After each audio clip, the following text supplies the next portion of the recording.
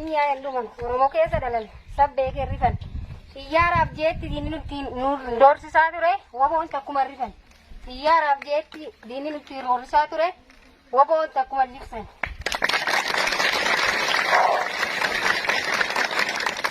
Waboon maqaa keenya salphaatti hin dhufne irratti wareegamne dhiig keenyaan arganne kaayoo kanaaf jibbamne malee jibbamtooti hin dhalanne. Yoo arraba maqaan kee ishee ba'e nyaati keenya immoo cakkee ta'e kaayoo kanaaf jecha waan nu mudateen argi hunduma agarre. Kaayoo kanaaf jecha dhalaaf dhalchi dhabne dhalachuu hin oolle dhalannee akka namaa jiraachuu osoo barbaannu rakkoo kanaan mudanne waan hedduutti irra nu mudate kan yoomillee hin daganne jaallan hedduu irra dhabne ka deebine ijaan hin agarre. Uummanni Oromoo kamiyyuu akka kaayoo kanaan hin daldalle. Uummanni Oromoo kamiyyuu akka kaayoo kanaan hin daldalle. Wanti jalan ikan terang kalmam nigen. Bela debu binjilbi fan. Gantu gurallan. Buma gota kena nibamna. Buma barata kena nibamna. Buma dandela kena nibamna. Buma yoromo nibamna. Bela debu binjilbi fan.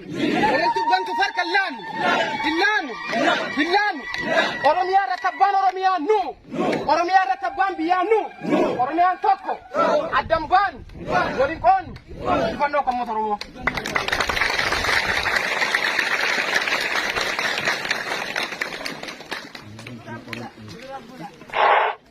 Wabaa waraan bilisummaa Oromoo saba ofii akka bu'ee kan geggeeffalmi kaayyoon nu qabsoomneef eenyuufillee kan hin qabne mamiif shakki uummata keessa baanee uummatumaan jiraanna qabsoorraa wareegamnus akkanatti lakkinu dhalootaaf dabarsine laanna fideessi barana kucarraa kullee ololtuu gantuuna qilleensa mukuraastullee qabsoo akka kan fiixaan ni baafna mootummichi baana yoo deebisanii ilaalan riphee lolaatu hin ga'u ijaarsaan nu gowwoomsuuf macarraa garee addunyaan nu dadhabde barsiyaasa nu gowwoomsuuf macarraa garee addunyaan nu dadhabde barsiyaasa.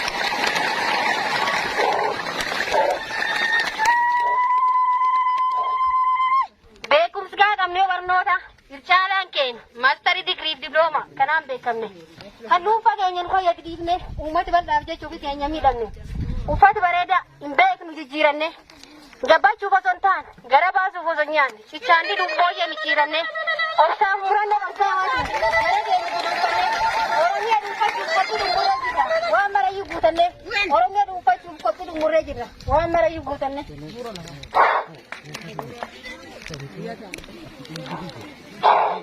Qabnee barnoota ircaalaan keenya maastarii digriif diblooma kanaan beekamne kan dhuunfaa keenya nu fayyadu dhiifne uummata bal'aaf jecha ofii keenya miidhamne uffata bareedaa hin beeknu jijjiiranne gabbachuuf osoo hin taane gara baasuuf osoo hin nyaanne cichaandii dubboo ishee micciiranne obsaaf murannoo qabsaawaatiin gara keenya gudunfanne Oromiyaa dhuunfachuuf qophii dhumurree jirra waan marayyuu guutanne Oromiyaa dhuunfachuuf qophii dhumurree jirra waan marayyuu guutanne.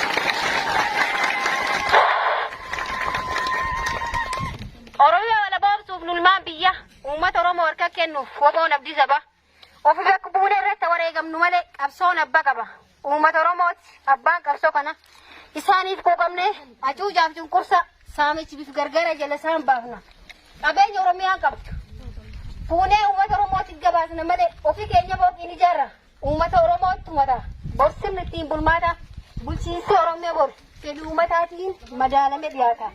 Bulchiinsi Oromiyaa